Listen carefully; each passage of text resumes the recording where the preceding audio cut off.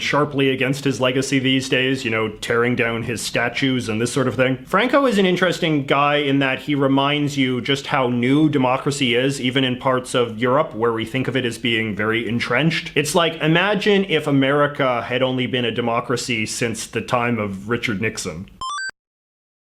This is Michael Manley, who was the Prime Minister of Jamaica. You can tell from the background. Michael Manley was in power in the 1970s and then the 1990s as well. He was a big charismatic socialist who was sort of one of the leading 20th century figures of Caribbean politics. His father had also been Prime Minister. And as you can see from my drawing, he was part of this kind of light-skinned, multiracial sort of ruling class that that country had for a very long time. I don't think it was until Michael Manley stepped down that Jamaica actually had its first black prime minister. Okay, this guy is Daniel Ortega. So Daniel Ortega was head of what they called the Sandinistas, which was a Marxist guerrilla movement in Nicaragua. He was backed by the Soviets, and his group actually took control of that country in the mid-1970s, I believe. And this really freaked out Washington.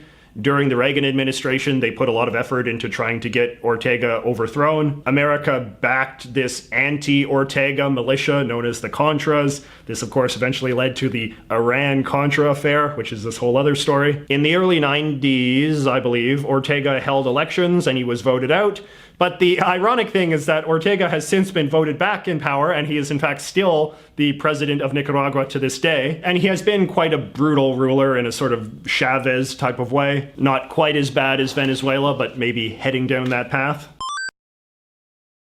Okay, so this guy's pretty famous. Hopefully we can recognize this guy. So this is Ho Chi Minh. He was the leader of the communist forces in Vietnam during the period of the Vietnam War, from the early 60s to the mid 70s. Ho Chi Minh is a sort of complex and controversial character.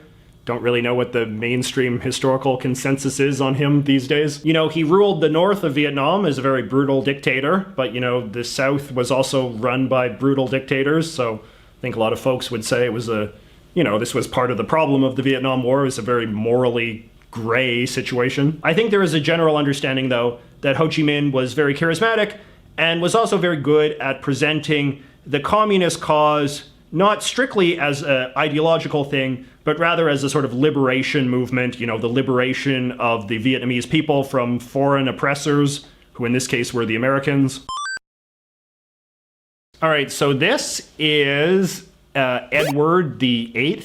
He was king of Great Britain for a year, 1936. He had come to the throne when his father died, but then he wanted to marry this American woman, Wallis Simpson, who had been divorced twice before. That was considered very scandalous in those days because there was this assumption that the king's wife should always be a virgin, and of course she was not because she'd been married twice before. So this was like the big tabloid story of the day, and eventually King Edward had to resign in order to marry Mrs. Simpson. He didn't die until the 1970s, but he sort of slunk into exile for the rest of his life. He's still a controversial figure now because it has since been revealed that he and his wife had a lot of Nazi sympathies. This is Zhou Enlai. He was the foreign minister of China in the 1970s under Mao Zedong. I don't really know a lot about him. There's kind of this idea that he was sort of like the straight man to Mao's often sort of more wild personality. So like he was like a very cerebral and very calm man, and he was very good at diplomacy and, you know, fostering relationships with America and the Soviet Union and all of this kind of thing, at a time when Mao was, you know, this kind of sometimes crazed dictator who could kind of go off the handle a bit. As a result, even though Mao often had a very bad reputation in the West, Zhou Enlai was sort of always kind of held up as sort of the respectable face of the regime. I'd be curious to know what his reputation in China is like these days. All right, this is Mobutu Sese Seko. Don't know if I'm pronouncing that right. This is one of these names I'm not used to saying out loud. He was the dictator of Zaire for a very long time, from the early 1960s until the mid-1990s. Zaire used to be known as the Belgian Congo. Today we call it the Democratic Republic of Congo. And old Mobutu here was quite a terrible tyrant.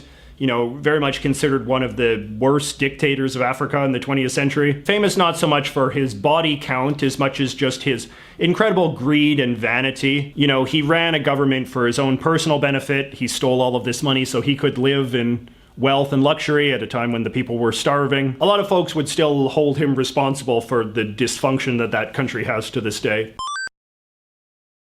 All right, this is Corazon Aquino, who was president of the Philippines from the late 1980s to the early 1990s. Her husband had been a big shot politician of some sort, but was then assassinated under the long dictatorship of Ferdinand Marcos. Mrs. Aquino then became a big opposition figure in the 1980s when the Marcos regime was starting to topple. And then after lots of street protests and things, Marcos eventually fled and she was elected to power in his place. And the election to power of this small, modest woman who had famously had no profession except for housewife was really sort of seen as a vindicating triumph of democracy. Just because I have known a lot of Filipino people over the years, I know that the Aquino family is now quite a polarizing presence in the Philippines. Her son, Benigno Aquino III, would later become president in his own right. He only left office a few years ago. So I guess the argument would be that these folks sort of grew into being a dynasty of their own, which of course inevitably brings its own assorted negatives. All right, this is Leonid Brezhnev. He was the leader of the Soviet Union from the 1960s to the 1980s. He was a sort of communist hardliner who had come to power in the aftermath of the downfall of Khrushchev, who was considered more on the reformist side of things. I think that these days, when people reflect on the 20 years that Brezhnev was in charge of the USSR, it's generally regarded as a kind of low period, so to speak. Just sort of a very stagnant period in which the regime was very much committed to sort of a very clearly broken communist ideology, and that in turn kind of broke the spirits of a lot of Russian people. When you want to look at clear examples of why communism just does not work in practice, you look at the Brezhnev age. Just the low standard of living and low quality of life that the Soviet people had during that time. Brezhnev was also very much associated with this ill-fated war that the Soviet Union launched in Afghanistan to sort of keep that country under control. It was just kind of this long slog, sometimes called the Soviet Vietnam. Not that we really need a metaphor to describe a long slog of a war in Afghanistan these days. This is General Suharto. He was the president of Indonesia from the 1960s to the 1990s. Considered a pretty harsh tyrant, but was also a real anti-communist, so he was an important American ally during the Cold War. I don't know that much about him. I know that his government launched quite a brutal war to conquer East Timor, which was a former Portuguese colony in the region. A lot of Canadians might know him because he has a sort of Canadian connection. He came to Canada for some sort of summit in the 1990s, and there was all these, human rights protesters out, and then the cops famously pepper sprayed the protesters, and that became this huge outrage that sort of went on and on and on in the press and the courts and things. All right, this is Hassan II. He was the king of Morocco for a very long time, I think from the 1960s to the 1990s. A common period of time for people to rule in the 20th century. I don't really know that much about him. He was, just the sort of most important leader of Morocco during the 20th century. I know he was quite an anti-communist, so he was on that side of things. He was the one that I think conquered the Western Sahara, country to the west of Morocco. All right, this is a friendlier guy.